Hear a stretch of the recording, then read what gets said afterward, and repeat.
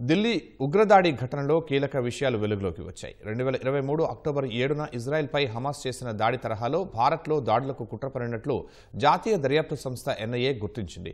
ఇందుకోసం నిందితులు భారీగా డ్రోన్లు, రాకెట్లను తయారు చేసేందుకు ప్రణాళికలు చేసినట్లు అధికారులు తెలిపారు. ఈ మేరకు ఎర్రకోట వద్ద ఆత్మాహుతి దాడికి పాల్పడిన ఉమర్ నబీకి కీలక అనుచరుడిగా భావిస్తున్న జసీర్ బిలాల్ అరెస్టు చేసిన ఎన్ఐఏ ఈ భారీ ముప్పును గుర్తించింది. శ్రీనగర్లో బిలాల్ అలియాస్ డానిష్ను అధికారులు అరెస్టు చేశారు. డ్రోన్లు, రాకెట్ల తయారీలో బిలాల్ నిపుణుడని తెలిపారు. కారు బాంబు తయారీకి ఉమర్కు సాంకేతిక సహకారం అందించినట్లు గుర్తించారు. బిలాల్ సాయంతో ఉమర్ నబీతో పాటు ఫరీదాబాద్ ఉగ్ర మాడ్యూల్ నిందితులు హమాస్ దాడి తరహాలో ప్లాన్ చేశారని అధికారులు తెలిపారు. రద్దీగా ఉండే ప్రాంతాలపై ఆయుధ డ్రోన్లతో దాడి చేసి ఎక్కువ ప్రాణనష్టం కలిగించాలని ప్రణాళికలు చేసుకున్నట్లు తెలుస్తోంది. అటు ఎర్రకోట పేలుడు ఘటనలో మృతుల సంఖ్య 15కు పెరిగింది.